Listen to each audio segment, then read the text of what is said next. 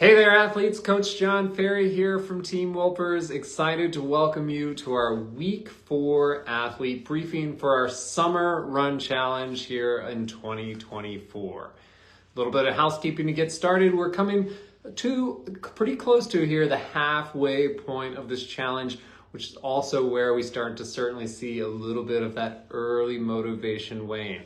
What's the best way to kind of keep it up over the second half? You know it. Keep getting in there, checking the boxes, chasing that 100% completion percentage. Absolutely the best way to put yourself in a position to be successful over the second half of this challenge here. So let's talk a little bit about week 4. So in training, we're always trying to create specific adaptations based upon the specific load that we're kind of putting on your body. And part of that process is the loading process. And part of that process is the unloading process. So in the unloading process, we're looking to reduce volume. We're looking to reduce a little bit of intensity. And that's kind of what we're doing here in week 4. So what we're hoping for is to allow your body a chance to recover from the previous 3 weeks, continue training aerobically during that process, and set the stage for the following 3 weeks to come, which are going to be a little bit, or 4 weeks to come, which will be a little bit more challenging. I always like to share that when I have athletes that are really nailing their training blocks, these weeks are like little gold mines for them over the course of the training. So, it means they're really, they've done the hard work, they've stayed consistent, and this is their reward for getting those gold stars along the way. So really try to enjoy this week here. Take the unload seriously, relax. Once again, try to enjoy it. Things will get harder in the second half. So this is your reward for making it through the first 3. So we're not going to talk about these individual workouts. We're going to jump straight in. There were a lot of amazing questions that came up via the group. So I want to spend a little bit more time talking about those. And the first one we're going to start with was, can you give any cues or tips for foot strikes, specifically landing more on the forefoot?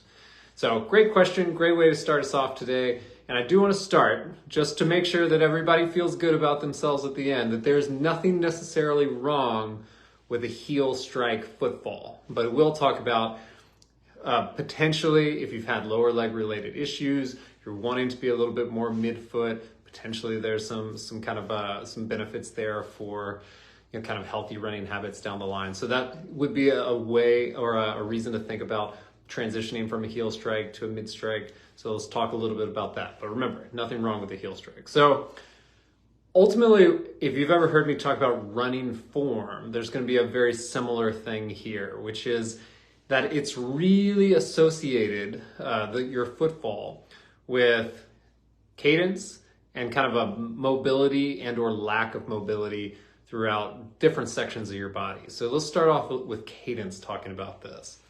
Lower cadence runners almost always tend to be more on their heel a little bit, on the back foot, heel strike runners. Higher cadence runners tend to be a little bit more towards the forefoot. They're turning over more often, they're coming off the front of the foot.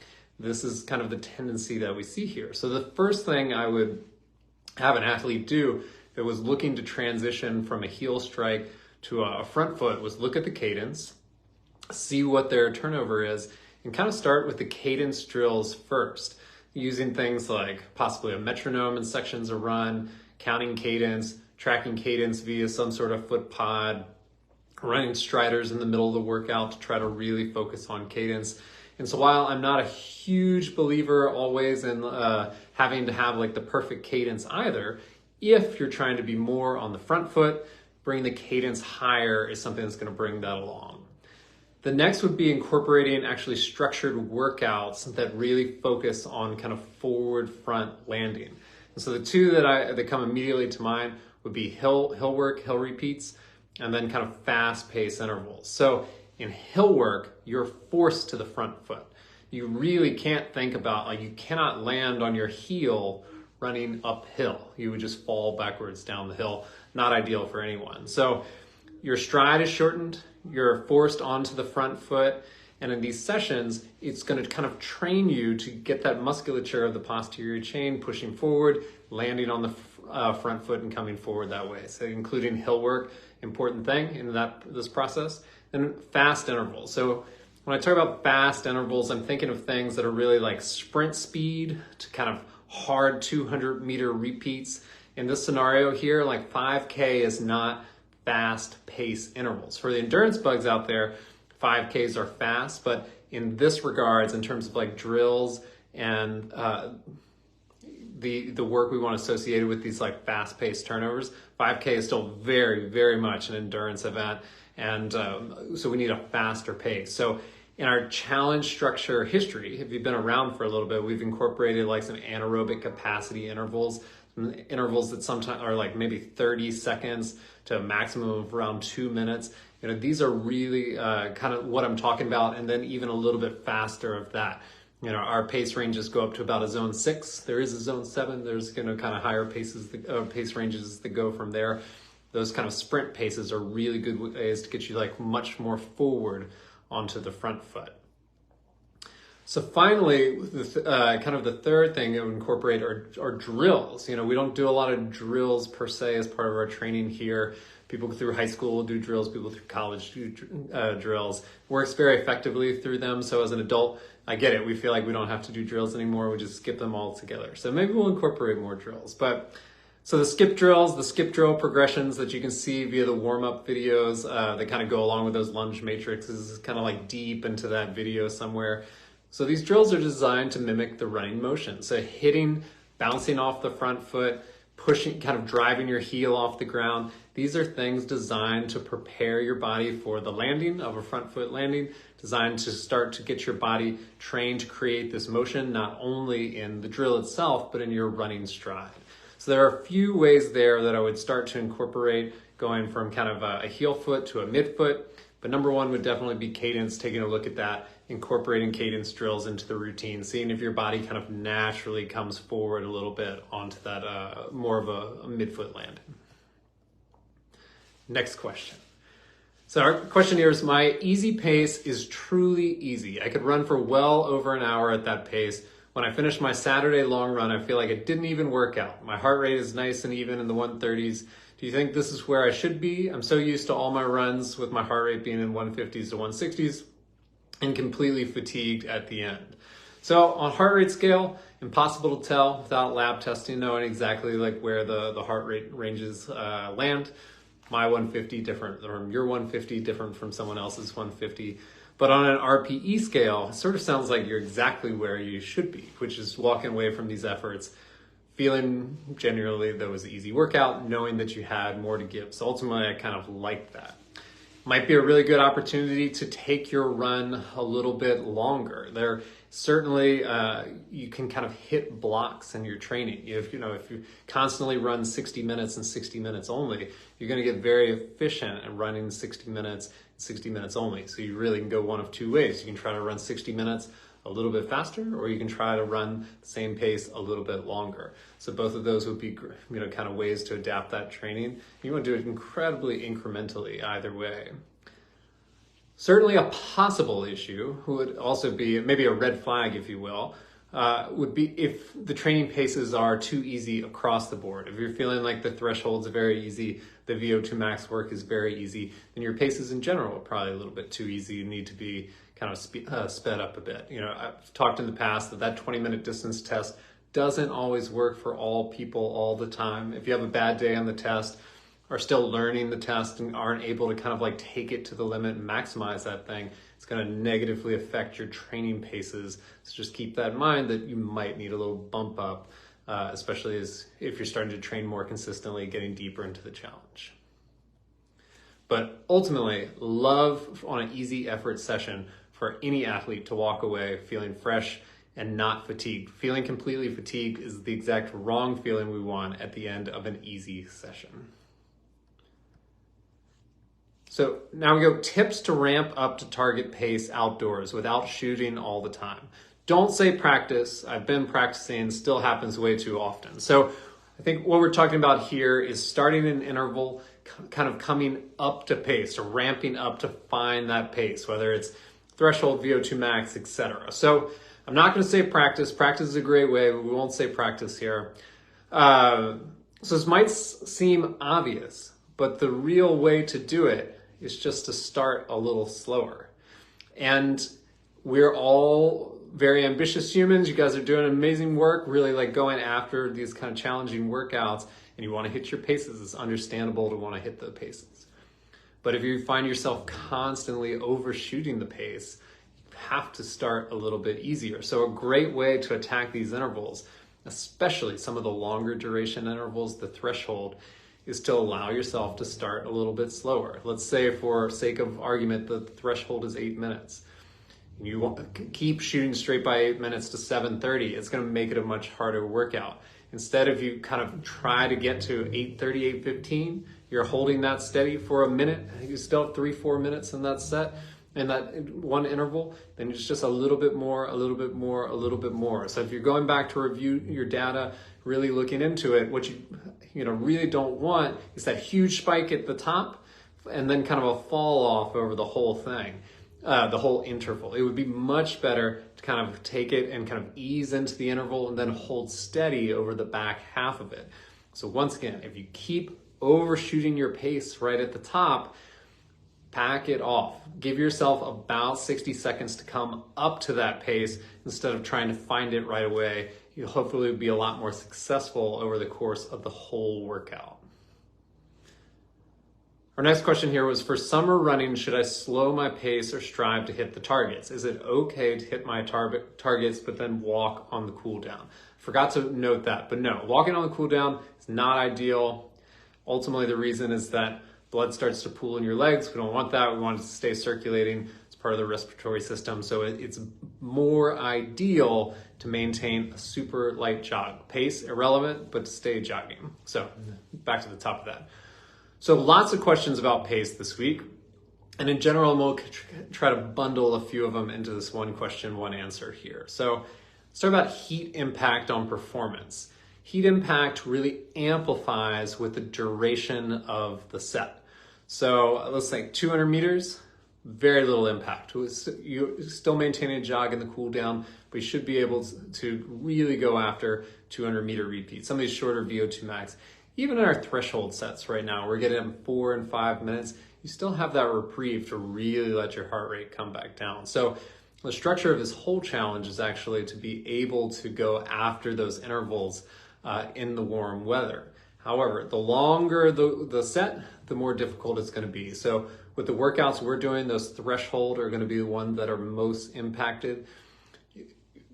Somebody out there might remember over the course of time, I talked about threshold being characterized by rather long intervals with rather short rest. So over the course of 1, 2, 3 intervals, that's going to start to become a little bit more difficult and a little bit more difficult. I still think with the structure of this that you're probably okay to go after that threshold, to certainly chase those targets. And then with threshold in particular, if you need to, you certainly could back off a little bit. It should be a pace that feels sustainable for at least 40 minutes to 60 minutes of steady state running. If not, might need a little bit of an adjustment there. In the shorter duration intervals, yeah, I think you really should be going for it because the negative impact from performance is going to be awfully minimal to non-existent.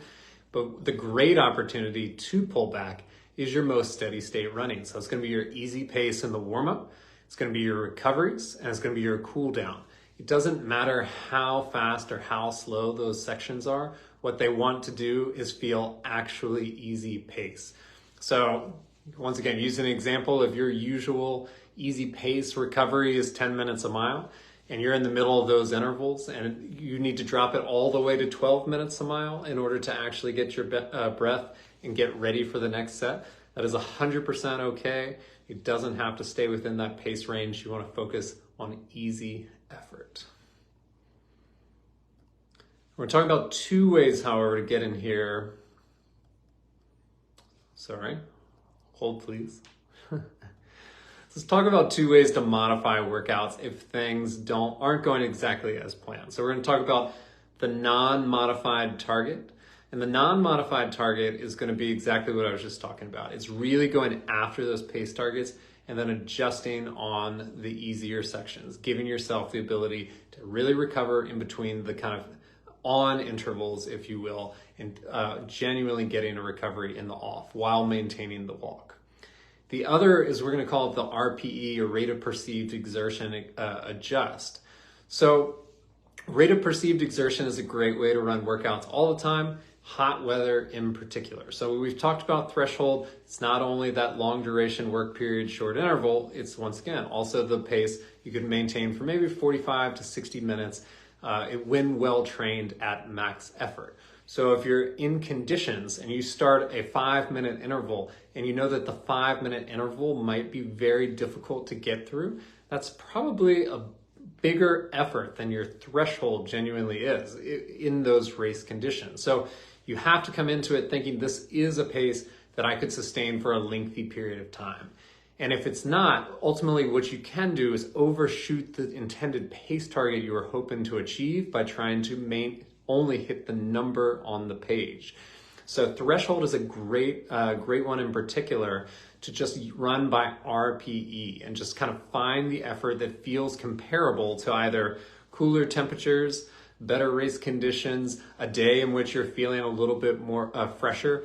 So just adjust, try to match the effort. And it's funny when athletes go and try to match the effort, how the pace ends up sort of taking care of itself anyway over the course of time. On the shorter efforts, let's say VO2 max, I think you should do less of an adjustment there.